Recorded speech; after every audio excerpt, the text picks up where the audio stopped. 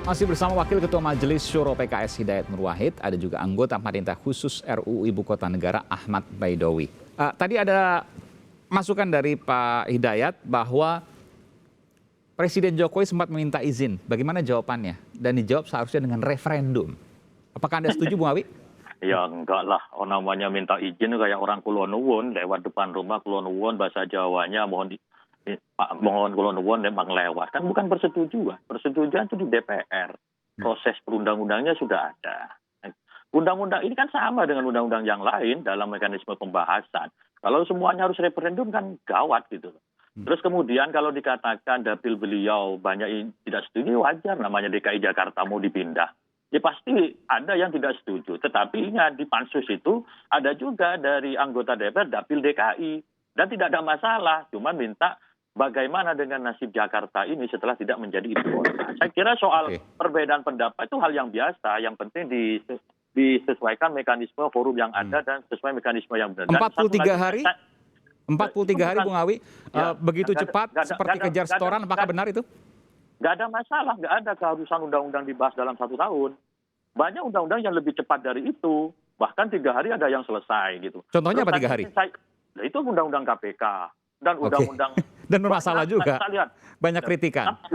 Soal banyak kritikan biasa, Pak, pro kontra. Cuman saya ingin satu hal yang ingin saya katakan, bahwa kami tadi dituding melakukan rapat di masa reses. Kapan itu? Buktikan. Kami bisa saja melakukan rapat di masa reses dan diperbolehkan oleh undang-undang. Karena undang-undang itu menyebut DPR bisa melaksanakan rapat di masa reses asal izin pimpinan. Kami pansus ini sudah mendapatkan izin pimpinan untuk rapat di masa reses. Dan itu biasa dilakukan? Tidak kami lakukan rapat di masa reses. Jadi tolong silakan aja dibuka, Pak Hidayat bisa ngecek kepada anggotanya yang dipansus supaya kita tidak menebarkan fitnah-fitnah baru. Oke. Oh, artinya tidak ada sama sekali untuk ibu kota negara ini rapat di masa reses, tidak ada? Tidak ada, kami di dapil, bahkan kami yang ngotot. Silakan dicek di risalah di pansusnya bersama Pak Eki dari PKS, tolong di masa reses digunakan maksimal untuk kegiatan reses. Ini saya klarifikasi melalui Kompas TV, tidak ada kami menggunakan rapat di masa reses, bahkan sekali di tanggal 6 kita minta tunda. Tidak boleh di masa reses. Akhirnya ditunda. Maka kemudian dimulai rapat ketika paripurna dibuka kembali. Soal kemudian pansus-pansus meminta masukan di masa reses kepada konstituen, kepada publik, ya biasa saja toh. Itu masih dalam rentang waktu. Sekali lagi, kalau soal mengenai waktu undang-undang dibahas sehari, 40 hari, 1 tahun, 5 tahun, bahkan ada undang-undang yang tidak selesai 1 periode, ya itu kan tergantung dinamika politik di lapangan. Gitu. Kalau ternyata semuanya mayoritas sepakat dan menganggap tidak ada masalah dan ini segera diselesaikan, ya diselesaikan kan. Nggak ada kecurigaan apapun, ada barter politik misalnya antara pemerintah dan DPR, tidak ada itu? Nggak ada sampai saat ini, apa yang mau dibarter coba. Oke. Pak Hidayat tadi soal rapat di masa reses, Anda salah data? Ya, terima kasih. Jadi tentu saya juga mendapatkan updatingnya dari Pak Eki Awan Muharram, juga dari Pak Suryadi dan kawan-kawan yang lain. Jadi ini permasalahan yang saya kira intinya adalah bagaimana kemudian DPR itu selalu dikritisi dan selalu diawasi agar melaksanakan seluruh kewenangannya secara konstitusional, secara aturan undang-undang, gitu ya. Karena jelas sekali bahwa DPR ada justru untuk melaksanakan undang-undang karena dia sendiri yang membuat undang-undang tersebut. Sehingga karenanya permasalahan ini ambil kritiknya gitu ya, supaya kemudian tidak terulang kasus RUU tentang Omnibus Law. Jadi kita clearkan dulu, tidak ada rapat di masa reses ya Pak Hidayat ya? Dan itu menghadirkan kritik daripada publik termasuk Mahkamah Konstitusi yang mengatakan itu inkonstitusional bersyarat. Baik, artinya memang tidak ada rapat di masa reses meskipun ada 43 hari itu masa yang cepat untuk pengesahan undang-undang. Ya, sekali lagi memang ini bagian daripada yang bisa diperdebatkan ya. Karena publik juga membaca pernyataan dari pimpinan DPR yang mengatakan bahwa mereka tidak bisa membahas tentang bila ada perubahan tentang presidensial threshold dengan alasan tidak ada waktu lagi untuk membahas. Anda bisa bayangkan itu, padahal ini waktu yang sangat terbuka. Itu saja dikatakan tidak ada waktu, apalagi kalau 43 hari tentu itu adalah waktu yang sangat longgar gitu ya. Nanti saya akan tanyakan juga soal partisipasi publik soal ini. Ya, partisipasi publik terkait dengan pengesahan ini. Tapi saya ingin tanya dulu tadi, Pak Hidayat mengatakan bahwa sebaiknya referendum. Kalau bayangan saya yang tentu awam terkait dengan tata negara dan lain sebagainya. Tapi saya ingin tanya, kalau semuanya mekanisme dilakukan referendum repot juga dong. Kan udah ada DPR yang merupakan perwakilan rakyat. Ya, saya juga tidak mengatakan semuanya. Dari begitu banyak undang-undang yang dibahas, hanya menyebut tentang referendum ini saja, gitu kan. Oke, alasannya? Semuanya. Itu pun juga karena ada tadi pernyataan yang ini pasti sama, saya di orang Jawa gitu ya, sama Pak Jokowi di orang Jawa. Pernyataan tentang Pak Jokowi itu apakah hanya kulon nuwun atau memang minta izin, itu rasa bahasa yang berbeda-beda dipahaminya. Tapi jelas akan lebih etis kalau ada jawaban gitu kan. Orang mohon izin, kenapa tidak diberikan jawaban izinnya kan begitu. Itu rasa Jawa. Saya Prambanan, saya kira dekat ke Solo ketimbang Pak Belo. Gitu. Pak Hidayat, saya mengatakan bahwa saya mengatakan bahwa terkait dengan masalah referendum ini memang tidak untuk mereferendum, tidak untuk merubah undang-undang dasar, karena referendum untuk merubah undang-undang dasar sudah dicabut, KPR-nya dicabut, undang-undangnya sudah dicabut. Ini adalah terkait dengan mengetahui sikap publik ya, sebagaimana juga permanaannya diberikan oleh Kamus Besar Bahasa Indonesia, yang itu juga sesungguhnya bisa merujuk kepada pemenuhan yang mestinya dilakukan terkait dengan pelaksanaan Undang-Undang 15 2019, di mana rakyat mestinya mendapatkan partisipasi yang maksimal gitu ya, supaya tidak terulang kasus Omnibus Law Cipta Kerja yang dinilai oleh Mahkamah Konstitusi sebagai konstitusional bersalah. Pak Hidayat menyatakan tadi, Pak Hidayat orang Jawa, Prambanan, Klaten, tetangga dengan Pak Jokowi di Solo gitu. Jadi tahu kalau seandainya bicara bahasa Kulon Nuwun. Begitu Pak Hidayat ya. Oke, Bung Awi, silakan Bung Awi. Jadi perlu dijawab, nggak, menurut Pak Hidayat perlu dijawab. Kalau di Klaten perlu dijawab, kalau Kulon Nuwun harus dijawab, kalau nggak dijawab etikanya ya ada yang kurang. Ya, soal etika kan beda lagi dari sudut mana kita memandang. Yang terpenting meminta izin itu berbeda dengan minta persetujuan.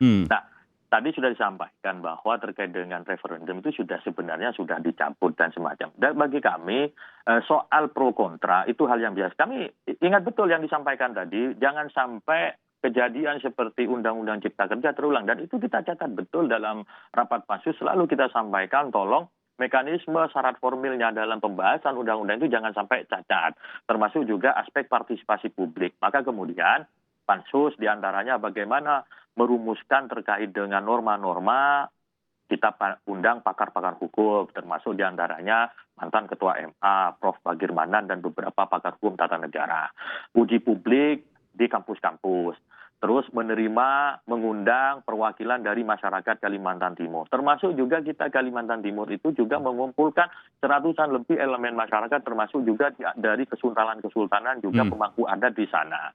Nah, itu juga kami lakukan. Artinya tidak kita tiba ujuk-ujuk rapat pakai kacamata kuda, perdebatan di DPR kemudian disahkan.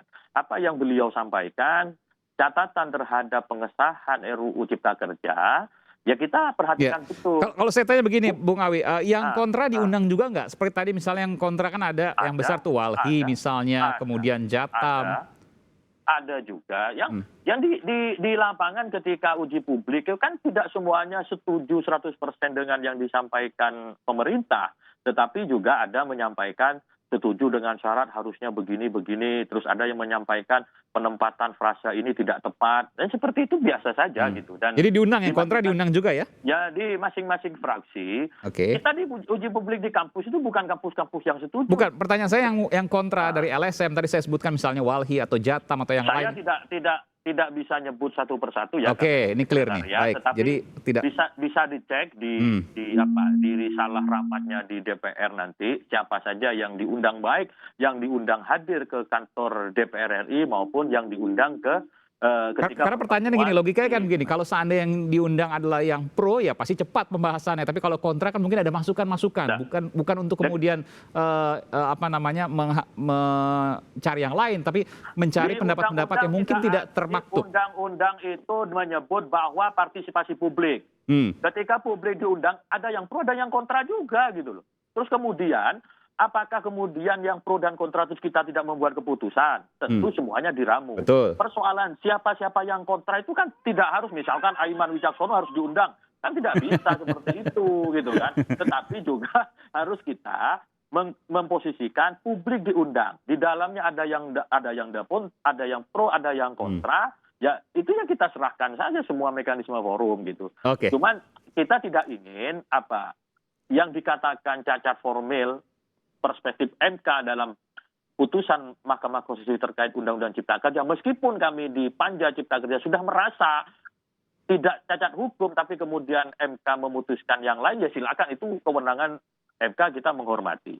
Nah, kejadian-kejadian itu kita jadikan ini referensi, jangan sampai terulang. Nah, dalam forum itu banyak juga yang tidak sependapat gitu. Kenapa tidak sependapatnya? Misalkan diantaranya, jangan sampai IKN ini menjadi kawasan yang eksklusif. Kami minta berkesinambungan konektivitas dengan daerah-daerah existing supaya ini benar-benar mewujudkan kesatuan wilayah. Seperti itu. Awalnya kan tidak ada. Kalau itu kami menolak, tapi kalau itu kan banyak diskusi seperti itu. Jadi rumusannya kemudian ya kita sepakati dalam bentuk RUU dan Undang-Undang IKN. Dan Undang-Undang IKN ini pasalnya tidak lebih dari 40-an. Ya. Jadi dibanding Cipta Kerja yang berapa ratusan ribuan itu beda jauh gitu. Kalau kemudian sekali lagi kalau soal waktu, apakah itu cepat atau lambat, itu ya tergantung dinamika politik yang ada di DPR. Gitu. Meskipun biasanya yang cepat akan banyak kemudian pro dan kontra, termasuk juga soal laporan ke MK. Nanti kita akan tunggu bagaimana apakah ada laporan ke MK atau tidak. Tapi itu resiko dari semua produk perundang-undangan. Pak Hidayat, terakhir, ini semua sudah diputuskan. Ya tadi saya katakan, kalaupun ada lanjutannya hanya bisa ke MK. Apa yang akan dilakukan PKS? Ya, secara prinsip tentu kami menghormati ya seluruh ketentuan perundangan dan hak konstitusional yang dimiliki oleh DPR, oleh MK, dan oleh rakyat Indonesia. Kami juga mendengar bahwa rakyat dalam beragam latar belakangnya, mereka menyampaikan kekecewaannya, mereka menyampaikan penolakannya, mengkritisi, dan ada yang kemudian menyambut untuk dilakukannya referendum tersebut, gitu ya, sebagai upaya untuk memberikan legitimasi tentang keputusan yang diambil, apakah memang didukung oleh rakyat atau ternyata rakyat tidak memberikan dukungan.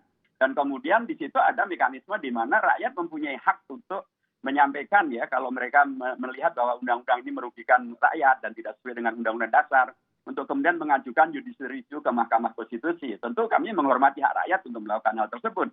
Dan saya berharap bahwa ini bisa dilakukan dengan cara yang betul-betul konstitusional, sehingga pemindahan ibu kota negara yang bukan masalah pribadi, bukan masalah kelompok, bukan masalah satu rezim, tapi ini adalah masalah bangsa dan negara, betul-betul bisa dilakukan dengan cara-cara yang elegan, konstitusional, yang melegakan semua pihak. Gitu. Sehingga kita bisa membuat keputusan, ya kalau ternyata nanti MK menerima judicial review untuk kemudian tidak memindah ibu kota negara, ya semuanya perlu legowo juga gitu.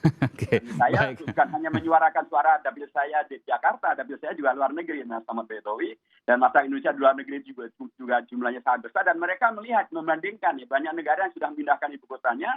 Dipindahkan itu bukan dalam kondisi ada pandemi COVID-19, ada utang negara yang luar biasa.